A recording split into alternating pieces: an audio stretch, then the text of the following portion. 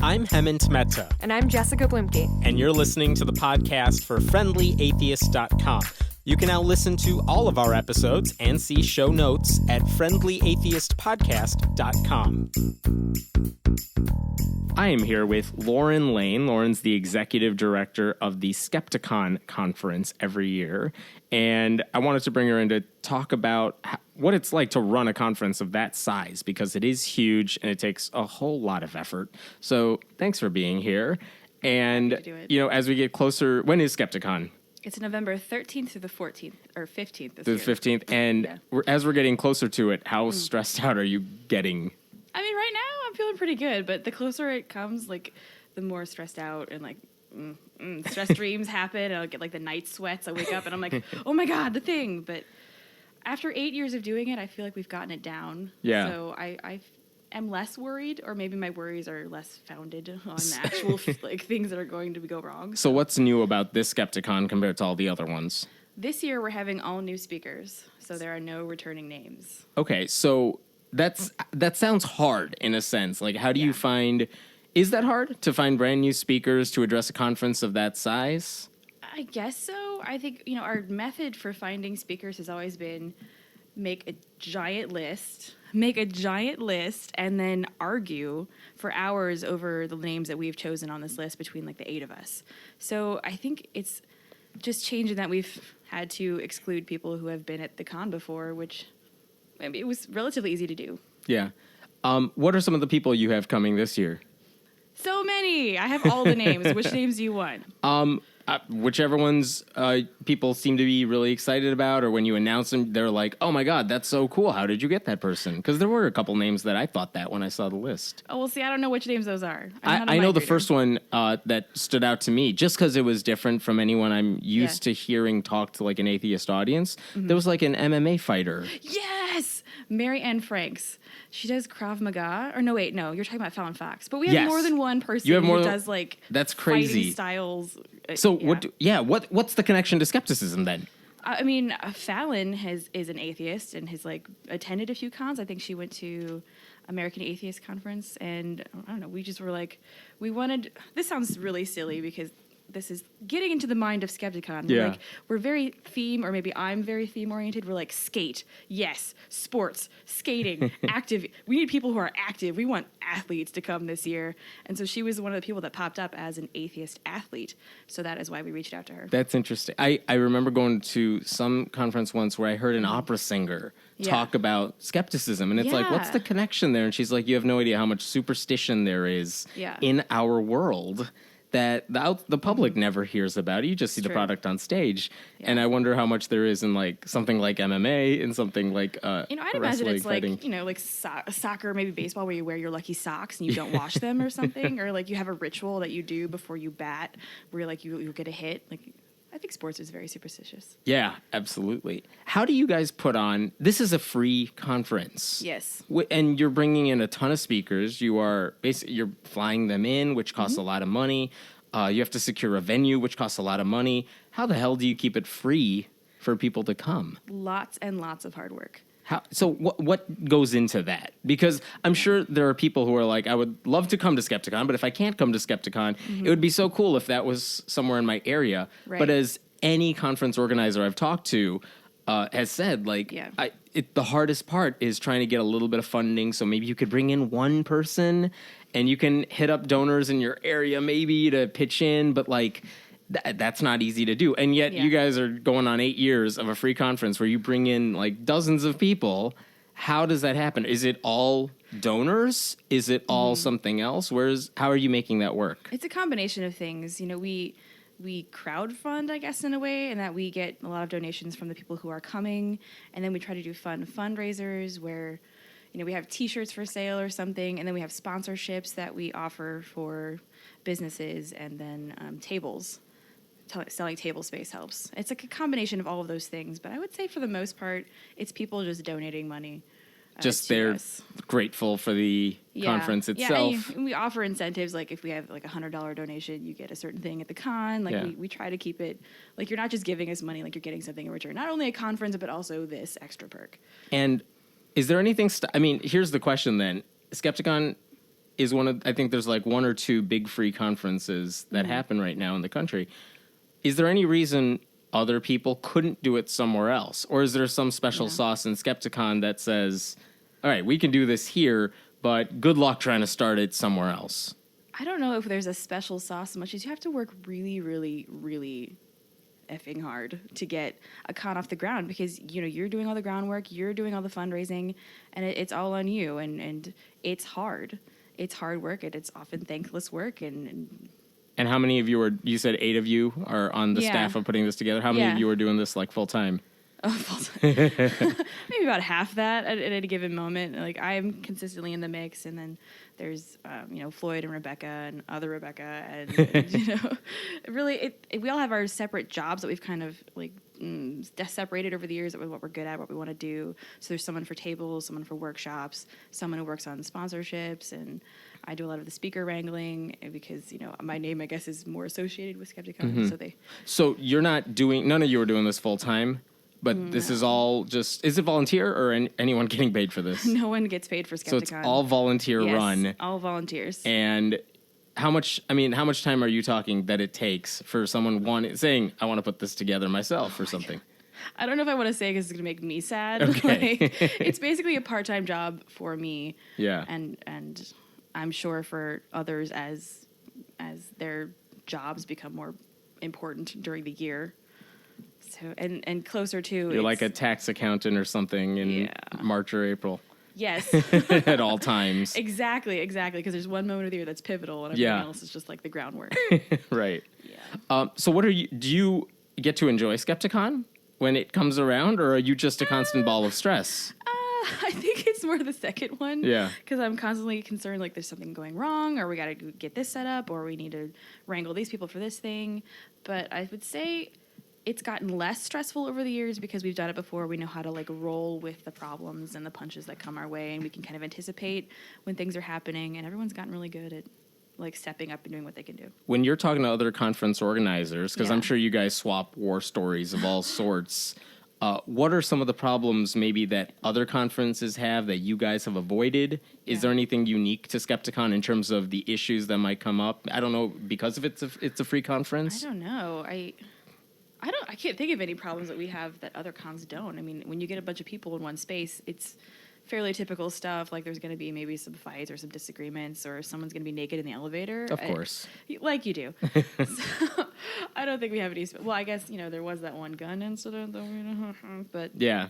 Like, someone was just being stupid, basically, and scared some people. Yes. And so what do you do in that situation? Because you're not trained to deal with that specific situation. So how do you handle that sort of thing? Because you don't expect that going into an event. Exactly. Well, we just worked with the convention center security because they had a protocol in place, but it happened off campus. So it was very, like, gray area if there was ever a gray area for a problem. Yeah, one of the things I wouldn't want to follow you like during Skepticon weekend because you're doing so many different things, and I don't sleep. Yeah, and anyone who's come to the conference, like, go sit down and enjoy the conference. Yeah. We will handle everything else.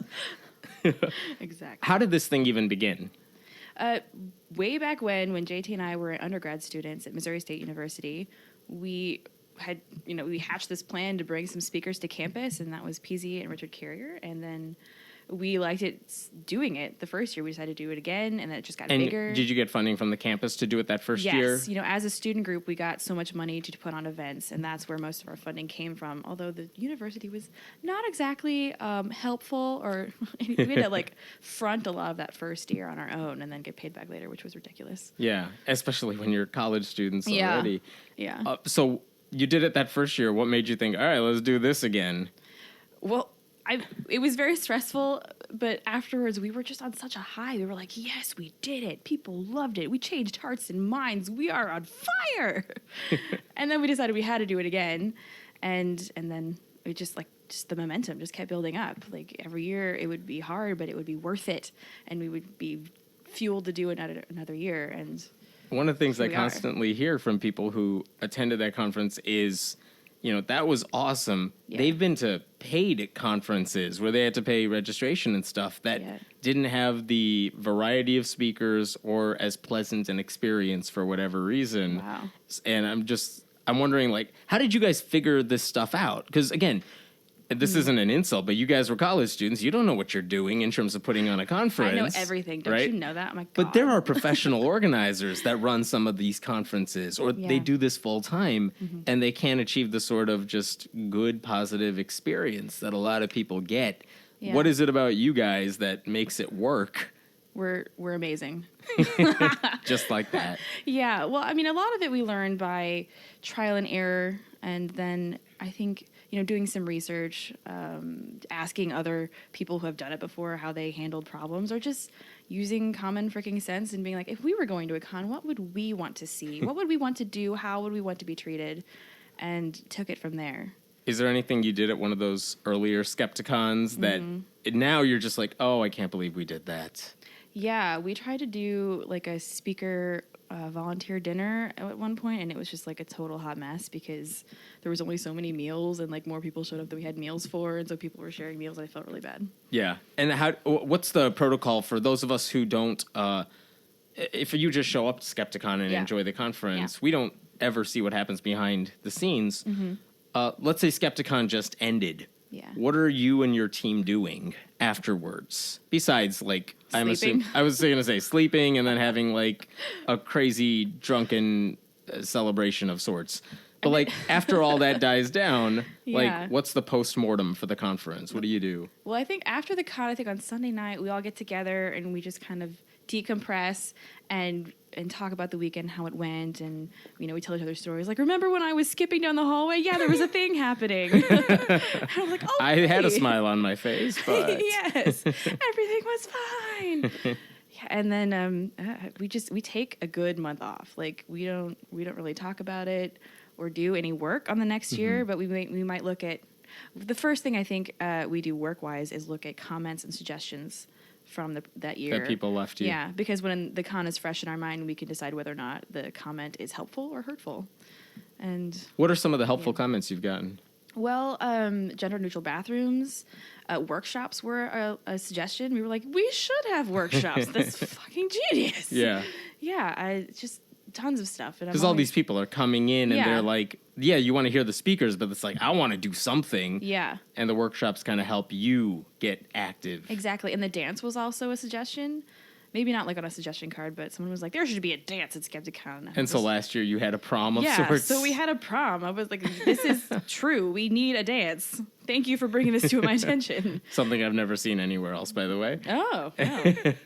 You're welcome, America. Well, it was cool. You guys had photographers and a DJ and everything. Yeah, I think we just had the photo booth, and then Josiah took it upon himself to sit there and take pictures of everybody, which was really great. Yeah. He loved it, and it worked out.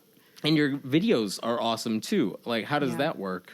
This sounds weird, but it's almost like, there was someone up above had a hand in this. Yeah. But the Skepticon team, we all seem to have a diverse set of skills. Rob, who went to college with JT and I, he is really into video. And he's made a documentary, and he's making another one about Thunderdome. It's about his Nerf. That sounds weird, but he made like a Nerf battlefield in his backyard out of pallets, and he's like, oh, it's crazy. You have to Thunderdome. Google it. It's amazing. Yes. And so he does all of our videos for us, and as he's gotten better, the videos have gotten better, and he's really a stickler for making them good. Yeah, and that's one of the nice things about being able to do this year after year, which is everyone just ups their game, and it's awesome because everyone's better at what they're doing. Yeah. And things are smoother, and it's really cool. 8 years in, I think we're getting a handle on what we need to do. Yeah. So when you go to other conferences, what's going through your head? I don't really go to other conferences. I feel it. Or when you talk to other conference organizers, like, what do you pick their brains about? What do you want to know from them? Oh, I mean, I want to know, what's next for them? Like, what are they thinking about in the future? Like, because, I feel like specifically conferences like ours where like if the power is not necessarily in an organization's hands, that you can do so much more with what the con is about, and because you don't necessarily have to. We don't have to answer the group. Yeah, we're not pimping a group; we're just pimping dinosaurs. So it's a lot different. Yeah. What is the reaction you get from people who come to the conference? Yeah, they love it. Yeah. But like, there's something specific about it that they really liked? I think they just like how lighthearted and fun it is. And I think we as a team, we really enjoy doing Skepticon, and we like putting it on. And so I think that translates. Like, people are like, these people are really loving it. And they, in turn, the people coming love it. Yeah, and I think the speakers are always bringing kind of this sounds weird to say, but they're bringing their A game when they're giving a talk, too, in terms of, this is the thing I want to say to... How many people are you getting at Skepticon? About 1,500. Which is crazy. Yes. Like, that's a lot of people for any atheist. It's like a low number for a church, but it's a high number for, like, an atheist conference. We're not quite to church levels yet, one of these days. Yeah, but when you get a chance to talk to, like, 1,500 skeptics, atheists, it's like... What message do you want to send them? Because it better be interesting. Yeah. Well, and then we tell speakers, like, we don't really care what you talk about. We just want you to be really, really excited to tell these people about it. Yeah. Like, what do you want to talk about? We don't want... And it's neat because not everyone's talking about atheism. Yeah, I don't need to convince 1,500 atheists why they shouldn't believe in God. They're talking about their passions and their other issues that may be tangentially related to religion. But I remember, like, the first time I went to Skepticon, and you guys basically said to me, like, talk about whatever you want. I'm like, I want to talk about math. And you guys, whatever, all right. And it was a blast. It was so much fun. Great. That was very cool. Good. And it's the sort of... you could do whatever you want. That's something you don't hear from every conference. Do you think... One of the things I've noticed just watching kind of the atheist world, there are so many conferences. Yes. Some local ones that are maybe smaller venues and stuff, but just a lot of them. I mean, it's kind of hard to live anywhere right now and not be within a few hours driving distance from one of them. Are we experiencing some sort of like overabundance, oversaturation of conferences, and is that going to hurt some of them? Or I wonder about that too. But I think I'm just more excited that more people are doing things than I worry about oversaturation or, something like Skepticon dying because there's just too many cons out there. Because it's good to see people, taking that into their own hands and making it happen in their area, like bringing someone to speak or a dozen someones to speak. What advice do you have for someone who wants to start, maybe not a conference, but okay, I want to bring a speaker or two, try to get some local people together to enjoy that, experience it. Yeah. How do you even get started with something like that? I always say start small, like only bring in a couple of speakers, because what you learn on a smaller scale will help you as you grow or decide to abandon this project. And be prepared to do a lot of work. It's very thankless, but there's a lot of details that go into bringing in someone. So if they need, let's say they need money to bring in a speaker, I don't know how much that would be depending on where this person is from. I think everyone at Skepticon who speaks there forgoes an honorarium. They do. Yeah. So they might get their flight and stuff paid for, but that's like it. They're not getting paid for actually speaking. But they get paid in our love. Yes, which is priceless. Yay. But yeah, if you're trying to get money for that sort of thing, to bring someone in or to rent a venue or something like that, where do you even get that? Where do you start with that? If I'm a college student and I have no money and I have a lot of debt, oh, if you're in college, it's perfect because you can create a group and then you get funding through campus. Okay, so doing it through school is one way because the school has money for that sort of thing. Let's say I'm out of school and local. Like, who do I ask for money? How do I find this money? I would say national organizations. You should hit them up. And then find other organizations in your town that might be interested in partnering with you. And then get the word out. Ask people with dollars to give you money, people with no dollars to give you their time. I feel like there's no rock you should leave unturned when fundraising because any idea could work. Like, Skepticon has done many things, and many things have sucked. Like, we did, I think, a cookbook once, and no one cared about it. And we did a children's book once, and no one cared about it. Like, you just try things, and bottom line, have fun doing it because, it's going to be hard, and if it's not fun, you're not going to want to keep What have been going. the more successful fundraisers for you guys? Begging really in fun ways. What are some of the fun ways? Oh man, I think we did a Reddit AMA where we did shots for however many upvotes. Like, maybe we didn't get a lot of money, but we got drunk. So someone won. Someone won. I think we all won that day. As long as you're typing while you're getting more wasted. Yes, as long as you have one thumb ready for texting. That's good. I think I would have to look at the actual numbers to tell you what is the most successful. But I think right now, this year, registration for the event is where we get the most money because people are looking at, our call. It's if everyone who came gave $20, it would really help cover most of our costs here. And so it's a free convention, but they do have to register so their name is in your books. Yes. Yeah. But they can donate if they want to. Exactly. And more people are donating. Mm-hmm. Like, no one's just saying, nope, I'm not giving you anything. More people donate because, we ask many times during that process. I feel like just ask a lot. Like, you're going to get sick of asking people to give you money, but just don't give up. Just be like, hey, by the way, we need money to make this happen. And so. I've heard that from professional fundraisers. They're just it's going to be an awkward thing to do. Yes. But you're just going to keep doing it. Yeah. Like, be prepared for the no and, like, way psyched when you get the yes. Yeah, exactly. How far in advance do you think about future Skepticons? A year. Is it so, are you thinking about, this is the one coming up now, is Skepticon 8. Yes. Are you already thinking about 9? Yeah, we've already locked down a date. Wow. Okay. Yeah. And is that all the thought that goes into it right now? It's just like, okay, we locked down the date. Yeah. We haven't thought about speakers yet. We haven't thought about anything different that we're going to do. Yeah. But we got the important thing booked, so we can revolve around that thing. I think just by chance we already have more done for next year than we have any other year because when we were reaching out to new speakers, there were some people that couldn't do it this year, but were interested in doing it in the future. So we have maybe 4 or 5 people who are already pretty... So you have some names on the list that you're like, all right, we'll get in touch with them for the next one. That's awesome. Exactly. So what can people do if they want to come to Skepticon, if they want to donate, which, hey, by the way, dollar bills. what should they do? They should go to skepticon.org, check us all out. We've got everything there on the website, where you should go, what you should do, where you're going to stay. And if you want to throw us a couple dollars to make one of the coolest, most dinosaur-riddled conferences in the world happen, we would greatly appreciate it. And the conference takes place where? Springfield, Missouri. Springfield, Missouri. So it's pretty much driving distance from, I don't know, a giant swath of the country. I think that's Ken Ham's tagline, too. Like, we're driving distance for like 2/3 of the country. Ew, Ken Ham. Yeah, I know. You're just like him. No! Dinosaurs and everything. Oh, my God, why? All right. So thank you so much, Lauren. And thank you. Yeah, as someone who has been to Skepticon and spoken there, I'm telling you, it's a really, really good conference. And if you are anywhere near the Missouri area, give yourself, take the chance, take the time to go there and enjoy it and experience it. It's really good. Come hang out with us. We're cool. Yes. Thank you so much. Thank you. Thanks for listening to the podcast for FriendlyAtheist.com. This episode was taped at Cinnamon Sound Studios in Aurora, Illinois, and the music was written and performed by Brad Chagdis. If you like what you're hearing, please consider making a contribution at patreon.com/Hemant, that's He-Man T.